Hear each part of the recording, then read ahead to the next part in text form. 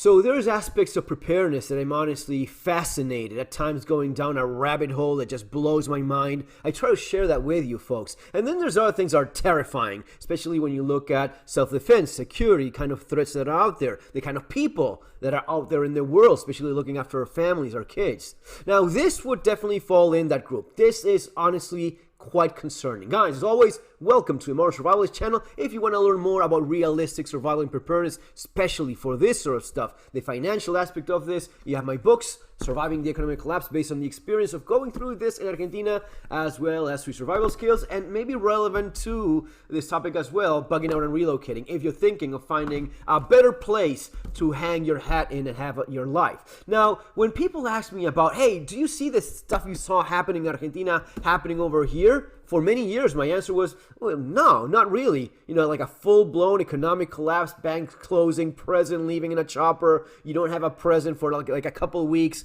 You know, 5 different presidents in less than 2 weeks because the country has completely collapsed. Well, no. Now, there's other things that have really shocked me. And when I identify, I see them and no, it's not an economic collapse. It's a designed transfer of wealth from pretty much everyone to a very small, very powerful group of elites that just make a ton of money out of the misery of pretty much everyone else. And that's the topic of today's video. Most Americans are in fact poor. They don't even know it, but let me repeat that. Most Americans are in fact poor. Oh, no way. I have a truck. I have 3 trucks. You asshole. What are you? Can you afford housing? Can you afford education for your kids, maybe yourself? Okay. Can you afford health care? Can you afford putting food on the table? Can you cover all of that, all of those for real? All right, well, let me tell you, there's people out there that, you know, the case of Ben Askren, a guy that was an Olympian, you know, famous individual. He needed charity to take care of his medical bills because that's how the U.S. is organized in terms of medical care. I am surprised by the amount of middle class or even upper middle class people that honestly could not face medical bills if they had a serious issue. And this is kind of on the same, this is from JP Morgan Chase. This is not CNN, this is not Fox News, this is not the far right, the far left, or the middle. This is not no, this is JP Morgan Chase, all right? The affordability gap. Is home ownership still within reach in today's economy? Yeah, that's actually a good question because increasingly the answer is no, right? Right. Both prices and interest rates increase have shifted the cost of home ownership upwards in 2024 relative to income by most in 1994. Typical home buyer in 2024 would need to spend about 45% more of their income on mortgage payments than in 2019. 2019 was yesterday. You have to pay 45% more in 5 years. This is right. This is right here. This is right. This. Okay. It's not so much an economic collapse.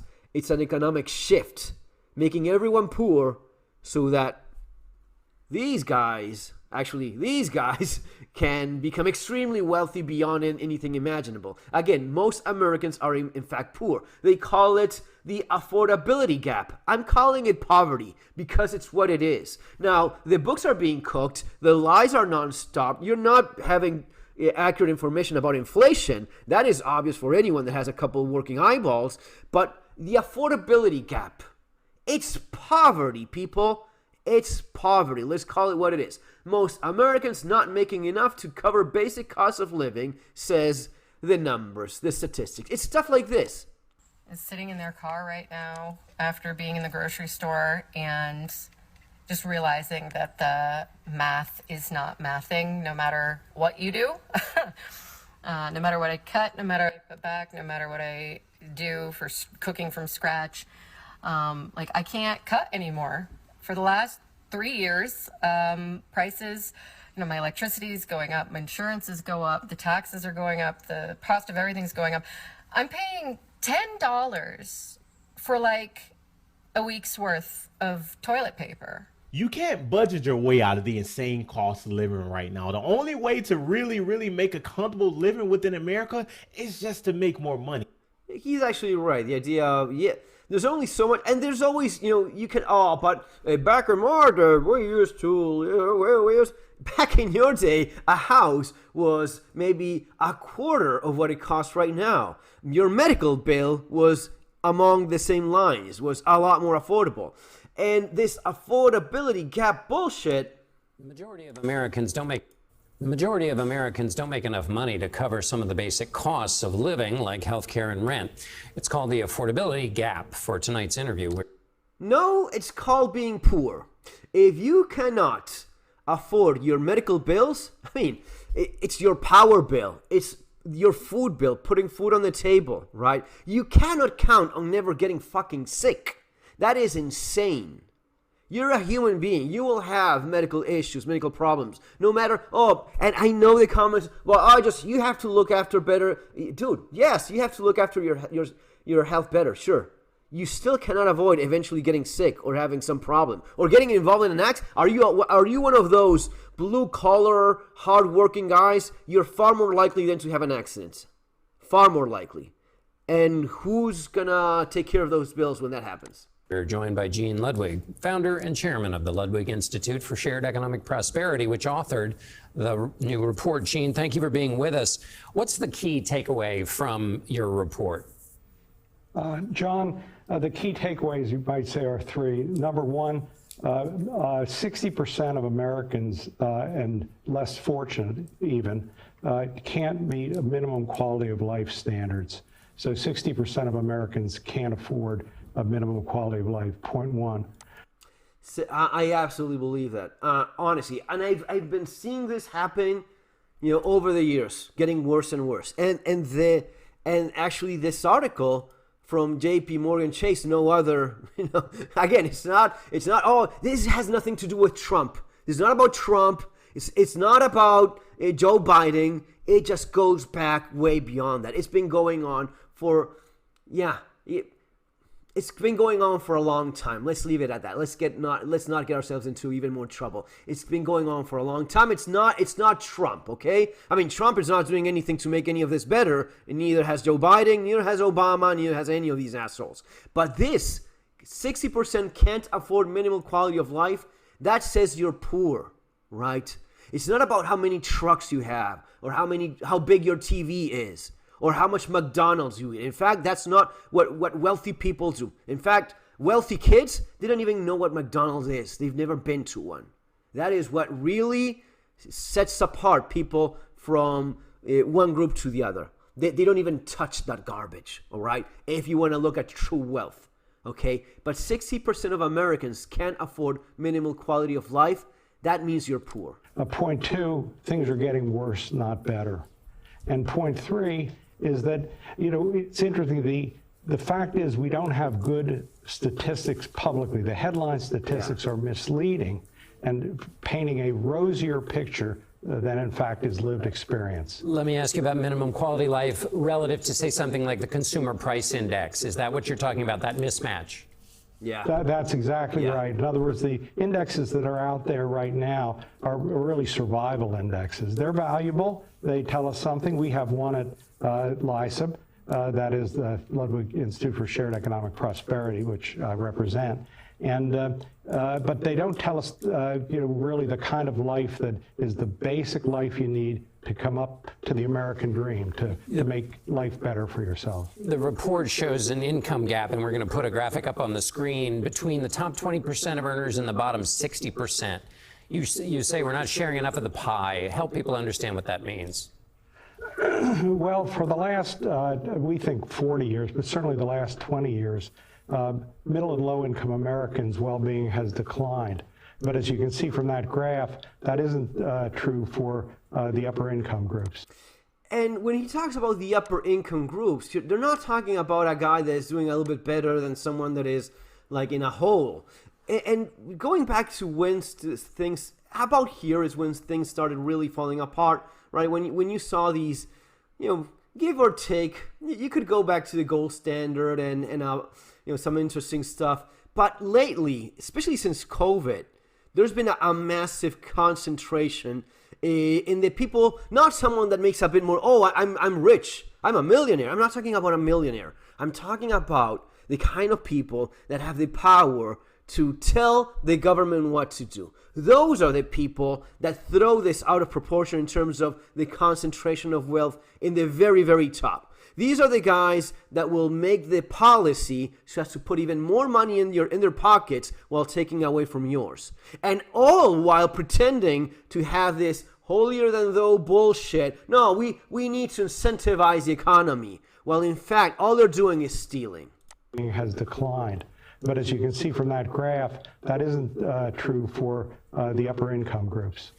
And also, let's look at some specific things that used to make up the American dream. Housing is up 130% since 2001. Healthcare, 178%. The amount of savings needed to attend college, 122%. That's insane. I mean, wages can never keep up with those kind of increases. So what? And here is also, and this is for sure for another video, why is it that so many Americans are leaving? Because they are. I've never seen it to this degree. There's always been a little bit of interest, and there's always been this thing that people try to, again, these are the things I've done. Not only things that I've done, like literally moving, and I've done that most of my life, actually, because, that's just the way it goes. But I've written about these things. I've done a lot of research as to make decisions myself as well. I advise people. I consult with people for these sort of things. There's never been as much interest. And it's not about but I think the grass is greener on the other side. And I tell them, you know what? Tell me exactly what you want. Okay, those things, you're probably not going to find most of that elsewhere. Now, when you look at this, yeah. In terms of housing, it is still the case that you probably can find some dilapidated home in the United States that is still within affordability, or in a cheaper area, something that is reasonable still. But these two, there's no competition. There is no competition. The cost of healthcare in the United States is insulting to human intelligence. You expect people to have a decent quality of life while at the same time cannot afford basic medical needs. In 2025, it's insulting, it's insane. And the cost of education as well is insane. There's places in this world where you can go to college without spending a single cent. I know because I did go to one. I taught in one, and it's not something exclusive or weird. It's actually more of the norm than a lot of people think. The same goes for affordable healthcare. And this is why a lot of people are looking like, hey, wait a minute, what? Those guys, okay, so it's not everyone doing this thing. All right. What do those numbers tell us? Well, they tell us wages, by the way, during this 20-year period, were up about 98%. There's a huge gap between the increase of these costs and the increase in wages, which means over 20 years, middle and low-income Americans have actually declined in terms of their ability to afford these things. Real wages are down 4.2%. So, Gene, if you had to take on one thing, what would it be?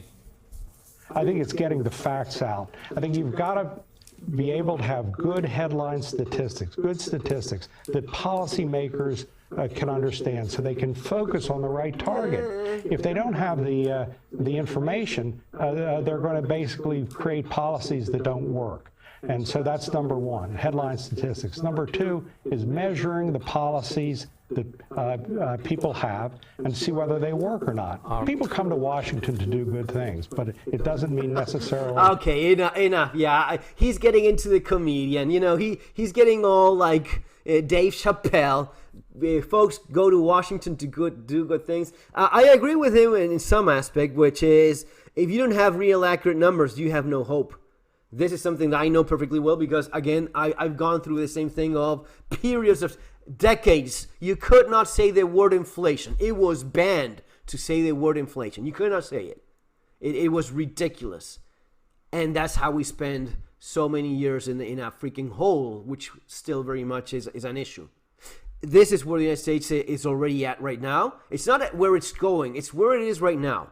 Now it's the period of time in which people are, I'm just not making it. I'm not like this woman here. I'm not making it with the amount of money I have. It's not about cutting on this and that. I just cannot go to a grocery store anymore with these prices. And then it is, of course, the big three: housing, healthcare, and education. Those are the things that really separate the poors from the not poors. It's not the big TV. It's not how much McDonald's you eat. It's not how morbidly obese you are. In fact, if there's a sign of poverty, is morbid obesity. People that are morbidly obese, people that are very, very fast, and you know exactly what I mean. Well, that means poor education, poor food as well, poor habits, lack of education, lack of physical training, going to the gym and whatnot. But mostly, it's about being in this poor situation where all you can afford is